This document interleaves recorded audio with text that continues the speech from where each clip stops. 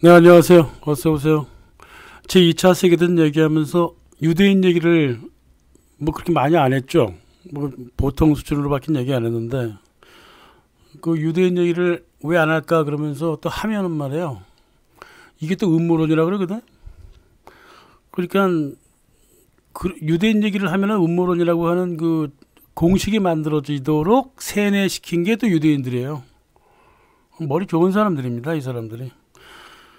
근데 우리는 말이에요. 음모론이고 뭐 지랄이고 뭐 그러지 말고 상식으로 접근해 보자고요. 세상에는 간첩이 많습니다.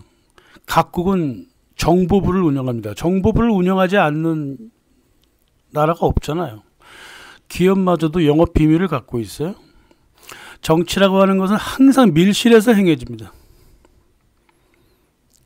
근데 음모가 없다고요? 순진해도 어느 정도 순진해야지 무슨 뭐 말을 섞든가 그러지. 1946년에 록펠러 재단이 말이에요.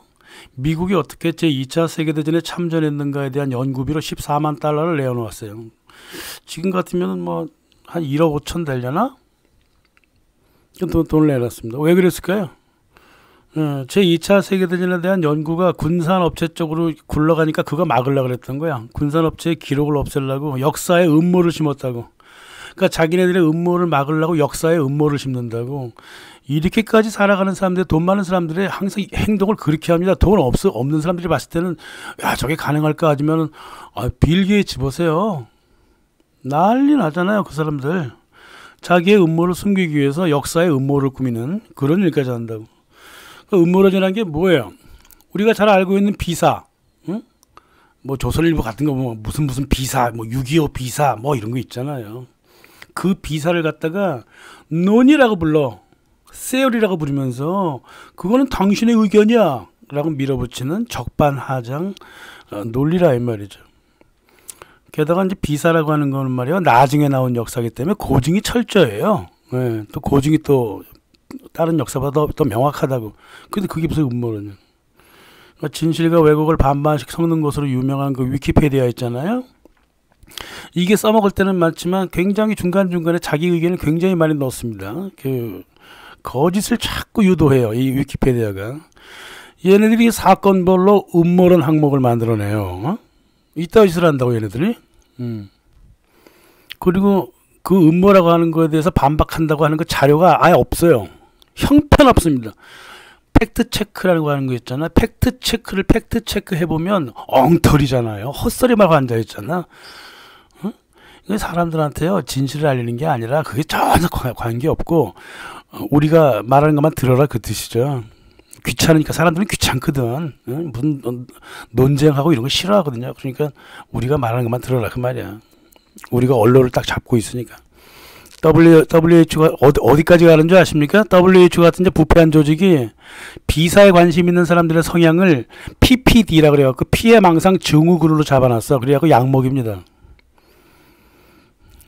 실제로 음모라고 하는 거는 위키페디아나 WHO가 직접 자기네들이 하고 있는 거예요. 지금 딱 보고 계시죠? 얘네가 어떻게 역사를 음모로 끼워 넣는가. 응? 이렇게 돼 있다.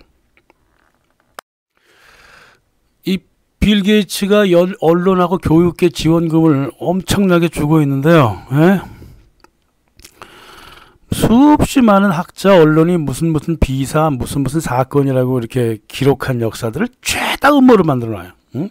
비사를 음모론이라고 말하는 사람이 바로 바보죠. 그죠? 2019년에 미셸 골롱이라고 하는 벨기에 학자가 1940년 이후에 미국 비사 100가지를 소개했는데 그걸 다 음모론이라고 그랬는데 그게 다 진실로 드러났어. 응? 이게 한때 음모론에 불렸던 것들이에요. 말이야. 그러니까 공부하기 싫으니까 음모론이라고 딱 집어가 많은 겁니다. 그게 귀찮으니까. 빌 게이츠 재단이 한 해 3억 달러씩 주는 언론 교육계 자금이 이 비사를 막으려고 하는 거야. 비사 쓰는 걸 막으려고 하는 거죠. 진실을 앞에 두고 그걸 음모론이라고 지칭하는 사람은 두 종류가 있어요. 그 짓을 지가 직접 했든가 아니면 여러 가지 이유로 진실을 맞대기가 두려워하는 대중이다 이 말이죠. 예? 그래서 빌 게이츠 같은 인간이 전자고 강단 교수 대중들이 후자가 되는 거죠. 그러니까 빌 게이츠가 이제 백신 판매하고 기후 문제 이런 거를 언론과 대학에 돈을 때려 박는 거를 눈으로 다 보면서도 자선이라고 생각하는 바보들이 있다고. 응? 자신이 하는 사업에 필요한 이데올로기를 만들어야 되는데 돈을 안 쓰겠어요? 돈을 써보지 않은 사람들이니까 몰라서 그래. 실상 음모론이라는 것도 1962년 CIA가 만들었잖아요. 음모론이라고 하는 거. Conspiracy Theory라고 하는 것도 CIA가 만든 거예요. 음모론을 만들어서 음모를 숨기는 거죠. 그래서 이제 음모론 운운하는 사람들의 머리는 말이에요. 이 세뇌된 강단의 역사하고 정보부에 의해서 이중세뇌되어 있는 거다 말이에요. 자기네 처지를 잘 알아야죠. 그러니 유대인 문제를 말하기가 상당히 불편한 거예요. 불편하게 만들어 놨다는 것 자체가 벌써 세뇌를 시켜놨다는 거 소리라고 그게. 상식에 맞춰서 말을 좀 정확하게 해보죠. 상식에 맞춰서 얘기하자고요. 무슨 이론을 제시하고 제발 그러지 마세요. 진영 논리에 빠져가지고 뭐 그러지 마시라고. 응? 가톨릭 좀 비판하면 당신 개신교냐? 그리고 개신교 비판하면 당신 가톨릭이냐? 제발 이따위적으로 살아가면 안 되는 겁니다. 제발 좀 그러지 않았으면 좋겠어요. 얼마 전에 그런 댓글 하나 올라왔더라고. 그거는 창문에다가 토마토 던진 거잖아. 지워버렸죠. 이때부터 헤르첼이라고 하는 사람이 이제 시온주의를 만들잖아요. 그래서 세계 시온기구를 만들어요. 1897년에. 그래서 팔레스타인 유대인 이민 운동을 제1차 세계대전 발발 때까지 밀어붙였어요.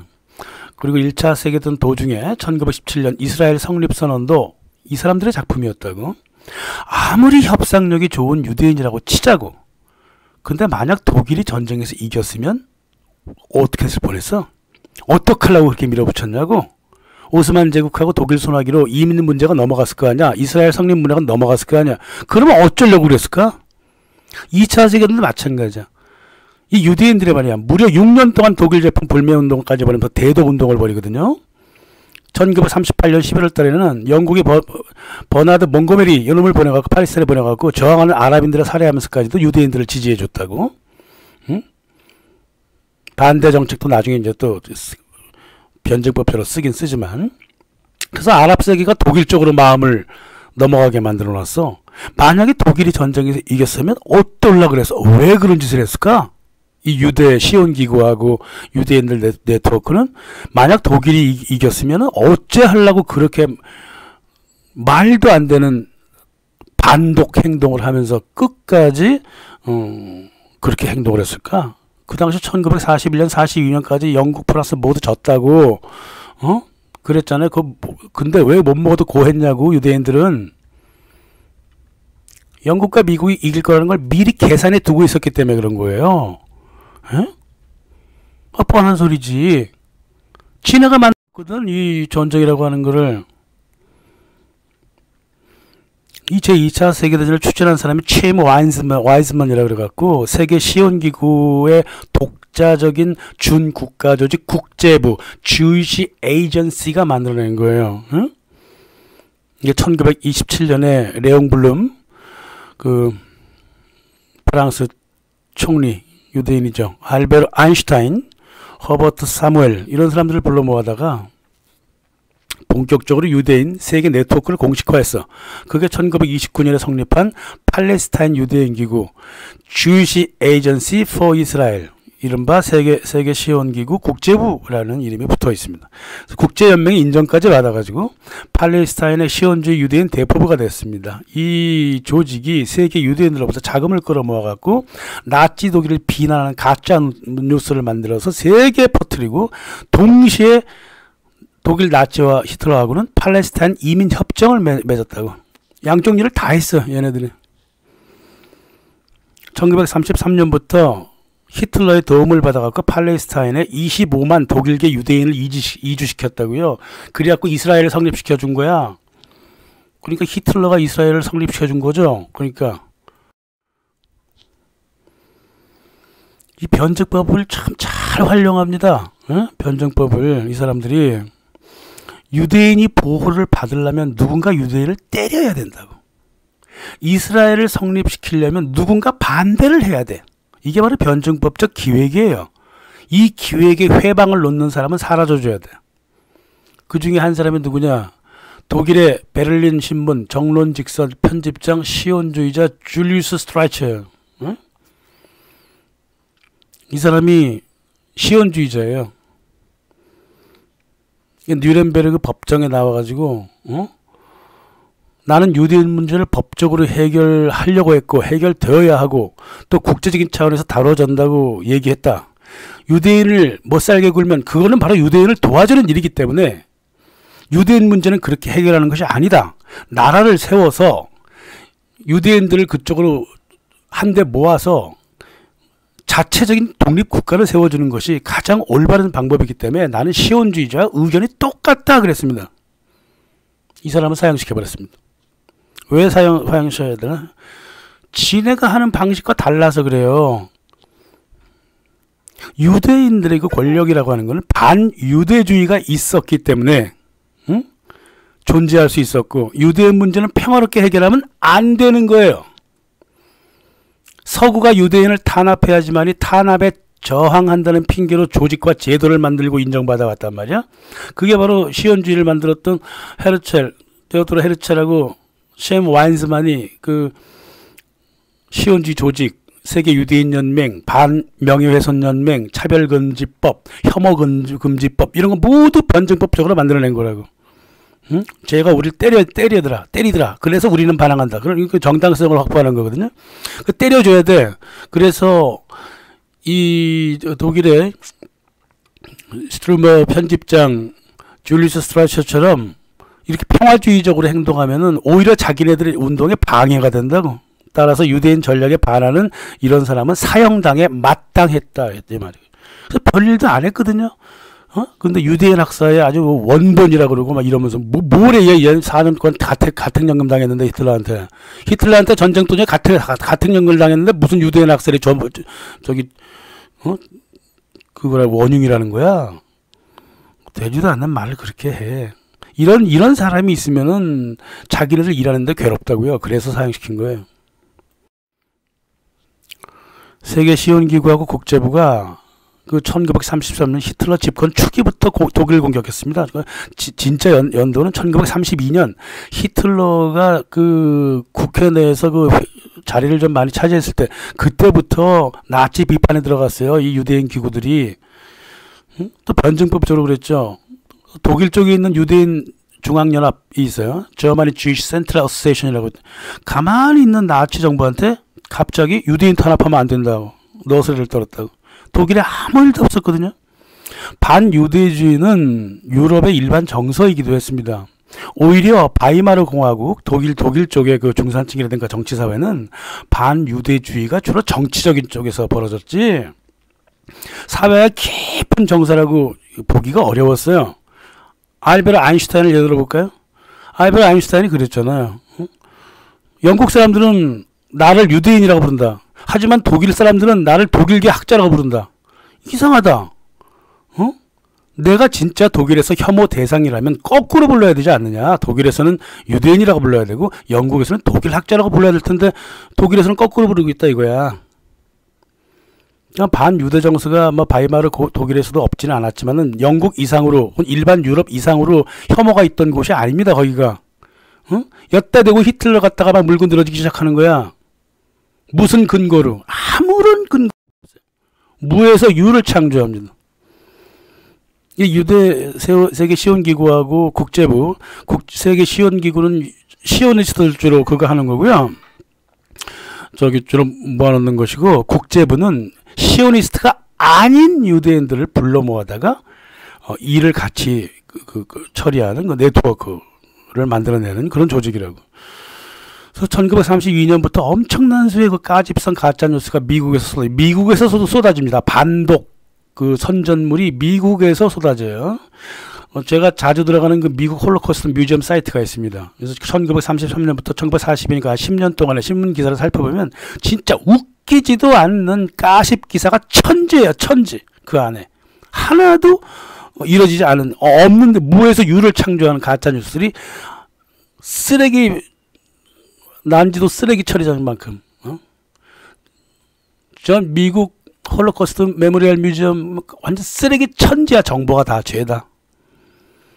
이게 주로 영국에서도 가짜뉴스가 만들어졌지만 미국 지방에서 주로 만들어져 갖고 뉴욕이라든가 필라델피아, 시카고 쪽으로 역수출돼요. 유럽으로도 역수출되고, 예를 들어서 2명의 유대인 처녀가 나치당원들한테 농락을 당했다든가, 베를린의 세입자인 유대인을 나가달라 그랬다든가, 뭐 일상에서 소소한 사건부터 시작해갖고 천천히 유대인을 폭행했다, 강도했다, 살해했다, 전혀 자료도 없고 조사도 전혀 없는 그런 뉴스들이 미국 사회를 떠돌아다녔다고. 1932년부터 1942년까지. 물론 기사가 처음에 어떻게 출발하냐면 웬만하면 이렇게 적혔어요. 독일의 믿을만한 소식통에 따르면 이따위 식입니다. 리포터가 누군지 그런 얘기도 전혀 안 해요. 이게 가짜뉴스 천지야. 지금 똑같잖아요. 우크라이나에서 가짜뉴스 천지인 거는. 이런 하는 일이 뻔하지 뭐. 1933년 3월 12일 날 뉴욕에 미국 유대회의가 있어요. 미국 유대인 네트워크가 있다고.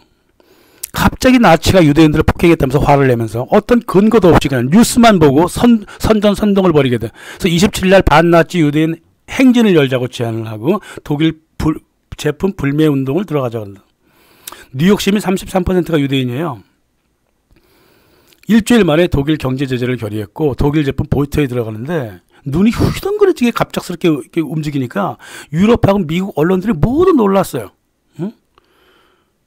원래 그 타블로이드 신문으로 과장된 그 충격 기사를 통해 갖고 주로 판매수를 많이 늘리던 영국 최대 신문 메일 속보가 있어. 데일리 익스프레스라고 있습니다. 웬 떡이냐 이러면서 헤드라인을 어떻게 뽑아놨냐면 유대인이 독일에 전쟁을 선포한다 이렇게. 경제 제재 들어가겠다는 걸 전쟁 선포라고 이제 본 거지. 응? 지네들은 그렇게 해석한 거예요. 실제로 뭐 군사적인 그 유대인이 어떻게 군사를 일으키나? 경제적으로 전쟁을 일으키겠다. 근데 굉장히 그 데일리 익스프레스가 진지하게 다루고 있어요. 이 전쟁 선포라고 하는 것을. 응? 이게 새로운 형태의 전쟁이다 이러면서 막 정말 진지하게 다뤘다고. 그러면서부터 이게 여기서 끝나면 좋은데 이 3월 24일 이 전쟁 선포 얘기 나온다면서 계속 Declaration of War 계속 얘기를 하고 있었어요. 유대인들이. 그러니까 꼬투리를 잡히지. 유대인들이 먼저 선전포고 했다고 독일한테. 이건 이제 군사적인 선전포고가 아니라 헤드라인을 그냥 어그로 끌으려고 잡은 거란 말이야. 그게 이제 또 퍼져나간 거야. 응? 이게 뭐 잘된 건지 뭐 잘못된 건지 모르겠는데 아무튼 간에 뭐 선전포고라는 용어를 재정의하면서까지 그 데일리 익스프레스가 이건 진짜 선전포고 맞다라고 얘기를 해버렸기 때문에 후대 역사학자들도 이 신문사에 나온 내용을 갖다가 1933년 3월 24일 기사를 갖다가 이걸 진짜 선전포로 봐야 되냐 말아야 되느냐. 응? 진지하게 진짜 막 역사학자들마다 의견이 갈린다니까요. 저는 그런 의견에 뭐 가까이 갈 필요는 없고요. 이건 전쟁 선포한다고 계속 그랬어요.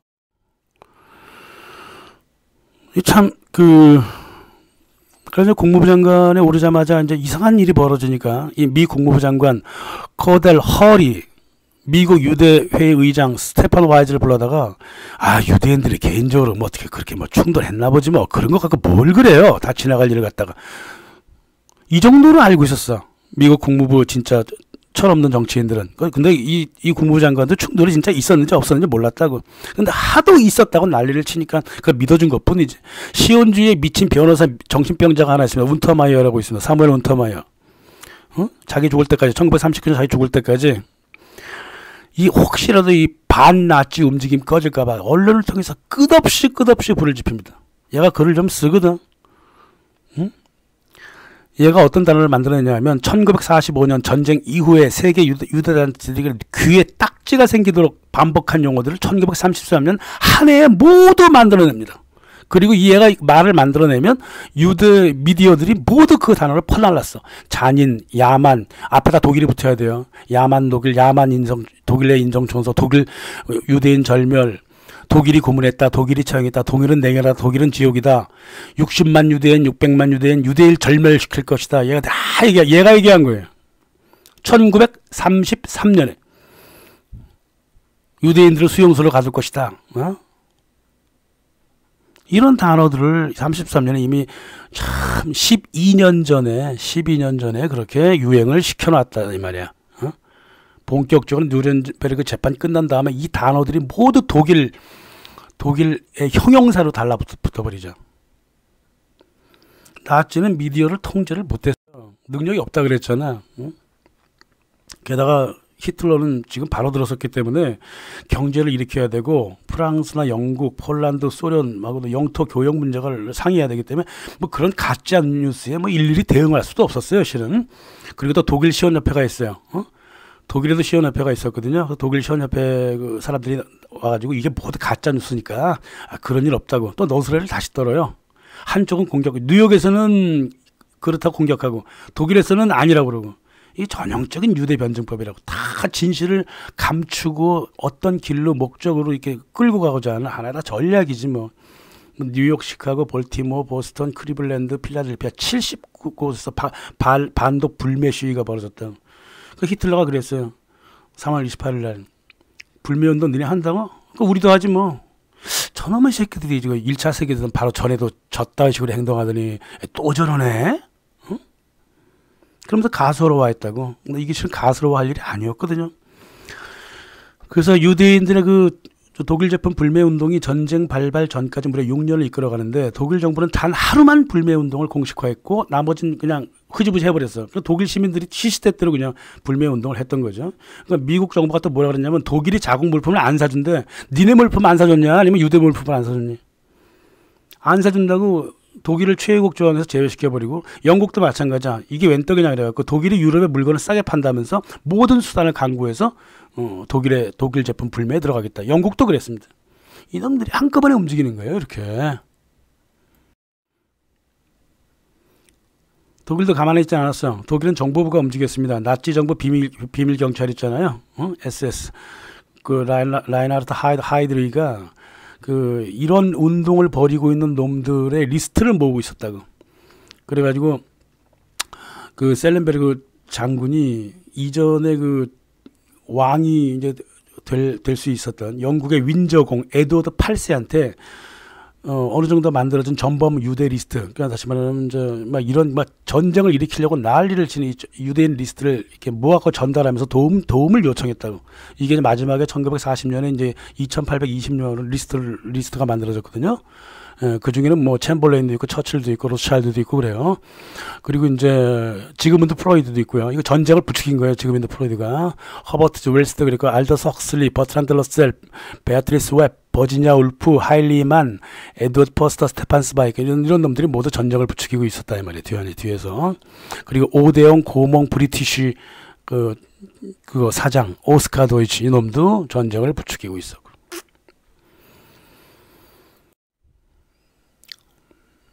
1938년이 되면 이제 일이 좀 커지죠. 워싱턴 주재 폴란드 대사를 지금 포터스키라고 있어요. 이 사람은 보통 폴란드 사람들은 좀 달라요. 외교과하고 정계를 오고 갔던 그 마당발이었고요. 양반이가 자제로서 되게 합리적인 사람이었습니다. 이 사람이 베르사바의 외무장관 조제프 베크한테 다음같이 이제 보고를 하게 되죠. 이 보고를 하고 나서 바로 해임돼 버립니다. 그러니까 조세프 베크도 이 자식도 이제 영국 쪽에 네트워크 안에 들어갔던 거야. 그러니까는 이 폴란드 대사가 이제 정직한 이 포터스키 백작이 이제 이런 전문을 보내니까 이 사람은 잘라야 되겠다. 잘라버린 거라고. 뭐라고 내용을 적어놨냐면 1938년 미국 대통령과 국무부에 대한 유대인들의 압력이 점점 세집니다. 유대인들은 세계를 전쟁에 모아넣으려고 광기를 일으키고 있습니다. 증오는 광란이 되어서 극장, 영화관, 언론 등 모든 곳에서 모든 수단을 통해 전파되고 있습니다. 히틀러를 인류를 피바다에 빠뜨리려는 세계 정복자로 묘사하고 있습니다. 언론을 통제하는 유대인의 손에 선전선동 100%가 달려있습니다. 내용은 터무니없지만 미국 대중이 너무 무지하고 유럽에 대해서 아무것도 아는 것이 없기 때문에 매우 효과적입니다. 현재 대부분의 미국인이 히틀러 수상과 나치즘을 가장 큰 악이자 위험으로 간주하는데 정작 미국의 적국인 소련에 대해서는 아무 말도 하고 있지 않다. 이렇게 보냈습니다. 1차 세계대전 때나 2차 세계대전 때나 미국인들은 무지하게 이럴 데 없었다는 게 이 사람의 전문에서 보여지는 거고요. 뉴욕의 그 유대인들의 세계하고요, 보통의 미국인들 세계는 확실히 별천지였어요. 뉴욕의 유대 세계에서는 별소리 다 하고 있었다고. 뽑아낸다는 게 그나마 한 10손가락에 끼는 건데 얼마나 자기네들이 한 말을 문서를 파괴하고 불태웠으면 그 중에 몇 가지가 있다고. 하나 확실한 사실은 우리가 이 전쟁을 이끌 것이다 라고 미국 유대연맹 회장일 거예요. 베르나르 라가시가 이런 얘기를 했죠. 지네가 전쟁을 이끌겠다는 거예요. 또 에밀 코는 히틀러는 전쟁을 원치 않을 것이지만 우리가 일으킬 것이다. 노만 토마스는 이제 미국 사회당 대통령 후보였죠. 월가의 유대 금융가들이 미국 정부를 전쟁에 끌어들일 것. 또 조지 모슬리 장군, 옛날 모슬리가 아니라 장군이에요. 미군 장군이라고. 세계대전은 유대인이 세계의 주도권을 장악하려 만들어진 거다. 이미 전쟁 시작하기도 전에 다 알고 있었다고요. 이렇게. 살러메쉬, 이 전쟁은 우리의 전쟁이고 미국, 영국, 프랑스는 우리 옆에서 싸우는 것. 전후에 유럽이 통합하고 유대인들이 유럽을 이끌 것. 아더 그린우드가 뉴욕타임즈에 게재한 기사예요. 사무엘 맨델슨, 지금 벌어지는 제2차 세계대전은 유대교를 위한 전쟁이다. 그렇게 되어 있습니다.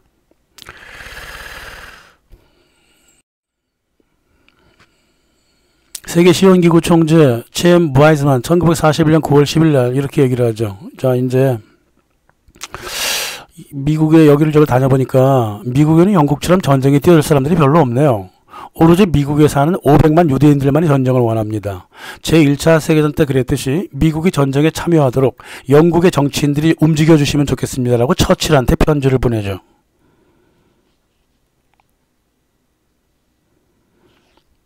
재밌는 놈이죠. 이래놓고 음모론이라고요. 자, 또 한번 얘기해 볼까요? 쳔 와즈먼이 이제 연설을 해버렸어. 뉴욕에서 1942년 12월 3일 이 전쟁이 우리의 전쟁이고 유대인을 해방하는 데 돈을 쓴다는 점을 부인하지 않겠습니다. 우리는 물자만 지원하지 않습니다. 선전선동만 하지도 않습니다. 적군 내부의 저항을 통해 군사력을 약화해서 승전해야 하기 때문에 우리는 적군 요새 속에 트로이 목마로도 일을 합니다. 이미 독일군 내부에 간첩을 많이 심어놨다는 소리예요. 이제 독일군 내부에 누가 간첩인지를 제가 이제 나중에 이제 또 한 챕터에서 만들어 드릴게요. 히틀러가 되게 힘들어했죠. 그 간첩들 때문에. 근데 간첩인지를 전혀 몰랐기 때문에 문제가 된 거지 뭐. 이 쳔 와이즈먼의 그 하는 말은 말이에요. 유대인들의 일반적인 화법이랑 비슷한데 러시아 사람들이 뭐라 그러냐면 유대인은 이유는 말하지 않고 꼭 결과만 말하더라. 이런 속담이 있거든요. 똑같은 어떤 유대인이 해방되지 않았는지 아무 말이 없어요. 이미 100년 전에 해방된 유대인을 뭘 다시 해방한다는 소리야? 또 거기에 무슨 돈을 어떻게 쓰는지 아무 말이 없어요. 그런 거란 말이에요.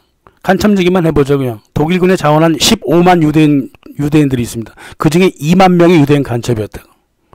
군대 내에 간첩만 2만 명이 있었어요. 그런 상태에서 히틀러는 싸웠다고. 이제 더 폭탄 같은 얘기를 한번 해드릴까요? 미국의 국방부 장관 제임스 포레스탈 국방부 장관이 직접 이렇게 얘기를 했어요. 1939년 영국은 전쟁할 물자도 없고 히틀러에 대항할 생각도 없었다. 영국이든 프랑스는 폴란드 때문에 전쟁을 하지 않았다. 워싱턴이 계속 자극해서 전쟁을 했다. 그리고 워싱턴을 자극한 놈들은 누구야? 쳔 와이즈만 같은 세계 시용기구가 자극한 거지. 미국과 국제유대인 네트워크가 영국을 전쟁에 몰아넣었다. 이렇게 하고 이렇게 기사를 내고 나서 1년 채 안 돼서 자살했습니다. 그런데 뭐 우리는 뻔히 알죠. 정치인이 자살했다는 건 누군가 죽였다는 거잖아요. 그죠? 실제로 그렇죠. 네. 폴 케네디 연구에 따르면 1937년 전쟁 물자 생산 능력, GDP 빼고요. GDP는 빼고 전쟁 물자 생산 능력, 물자, 인력, 기술, 무기 이런 거 41.7%를 미국이 차지하고 있었고 독일과 소련이 각각 14%, 영국은 10%, 프랑스는 4%, 일본은 3.5%, 이탈리아는 2.5%밖에 안 됐어. 이래갖고 누가 과연 어떻게 전쟁을 하겠다는 거야. 미국이 끼지 않으면 절대 전쟁을 할 수가 없습니다. 미국의 산업 전반은 월가의 금융계가 딱 잡고 있잖아. 그리고 월가가 일으킨 전쟁이 이것도요. 제2차 세계대전 당시에 연합국가들이 그 세계 석유의 90%를 공급하고 있었거든, 미국이. 그런데 독일을 포함한 주축국은 단지 3%만 유통 지배력을 갖고 있었다고. 이거 지게 돼 있는 겁니다. 이 전쟁은 원래가. 독일이 기대했던 석유 생산지는 루마니아 하나밖에 없었고 1939년부터 1945년까지 연합국이 사용한 70억 배럴의 석유 중에 60억 배럴이 미국에서 공급된 거야. 여기서 어떻게 전쟁을 하려는 소리야. 그래서 히틀러가 일찍 빨리 전쟁을 끝내려고 했던 이유가 바로 이런 이 석유 문제라든가 병참의 아킬레스 건이 있었기 때문에 그렇단 말입니다. 그러나 그 아킬레스 건조차도 끊어지도록 계획되어 있었어요. 이걸 갖다가 음모라고 얘기를 하는 겁니다. 그 비행사 있잖아요. 비행사 찰스 린드버그가 1949 그 FRB 막 욕했던 찰스 린드버그 아니에요. 그 아버지고요. 그 아들이 비행사예요. 아들이 찰스 린드버그인데 1941년 4월 23일 날 프랑스는 이제 패배했다. 영국도 전쟁에서 지고 있다. 영국에게 마지막 남은 계획이 하나 있다면 미국을 유럽에 끌어들이는 것이다. 우리 이 미국에는 1억 명이 넘는 사람들이 참전을 반대한다. 압도적인 다수의 국민의 뜻에 반해서 전쟁을 한다면 이건 반민주주의 국가다. 해외에서 민주주의를 싸운다고 그런 쪽팔려서 그런 말을 할 수도 없다. 참전하지 마라 그랬습니다. 린드버그의 시각은 자기 아버지보다는 조금 시각이 좀 좁죠. 자기 아버지는 미국 월가의 농간으로 제1차 세계대전이 벌어졌고 앞으로의 전쟁도 월가의 농간으로 벌어질 것이다라고 이제 아버지는 그렇게 얘기를 했다고. 근데 이제 아버지보다는 조금 좀 순하죠. 근데 실은 어느 쪽으로 보거나 런던, 뉴욕, 크렘린, 유대 금융 승리로 끝나게 되어 있어요. 이 전쟁이. 1932년 린드버거 자신이 그 아들을 납치한 사람이 독일계라고 홍보에 냈었거든요. 린드버거 아들이 납치돼갖고 죽어서 발견됐어. 근데 납치한 사람이 독일 사람이라고 리하르트 하프트만이라고 해갖고 이 사람을 붙잡아갖고 고문을 해갖고 자백을 얻어내는데 이 사람이 유죄다 무죄다. 그때부터 지금까지 한 90년 지났는데 이게 미스테리예요. 이 아들을 과연 누가 납치했는가 미스테리라고. 근데 그 당시 이제 독일계에 대한 반독 운동을 벌이려고 했던 그 네트워크가 움직이지 않았느냐 이렇게 보는 사람도 있고 그렇습니다만 아무튼 미스터리예요. 제2차 세계대전을 기획한 자들은 월가의 유대인들이었고요. 국적 없는 떠돌이 금융가들이 이렇게 일으킨다고. 이 사람들이 이미 1차 세계대전이 끝나자마자 영국 런던을 버리고 미국으로 자리를 옮겼잖아요. 그래서 이들을 위한 전쟁 기획에 참여한 자가 바로 프랭클린 루즈벨트고 루즈벨트는 이들의 강력한 꼭두각시였다 이 말이에요. 그렇게 된 겁니다. 오늘 하나 지목할 부분이 있다면 주이시 에이전스인데요. 우크라이나 침공을 앞두고 러시아 푸틴이 주이시 에이전스 런던 지부를 문을 닫게 했습니다. 활동을 정지시켰어요. 조지 소로스마저도 쫓아낸 푸틴인데 이 주이시 에이전시 국제부만큼은 용인하면서 견제를 한단 말이야. 이게 되게 복잡한 일이거든요. 주이시 에이전스가 각국의 하나의 이스라엘을 대변하기 때문에 그 활동을 중지시켰다는 것은 나라의 외교를 끊었다는 소리랑 똑같아요. 응? 하지만 견제는 해야 돼. 일단 전쟁을 앞두고. 왜냐하면 그 힘이 얼마나 큰 걸 알기 때문에. 그래서 이 주이시 에이전시의 활동을 금지시키고 그랬다고. 다시 말해서 푸틴은 세계 유대인 네트워크가 이 바로 주이시 에이전시 전 세계 50만 명의 그 간첩들을 거느리고 있는 이 주이시 에이전시 국제부를 통해서 운영된다는 걸 잘 알고 있으니까 이거 어느 정도는 믿어볼 필요가 좀 있다는 생각이 들어요.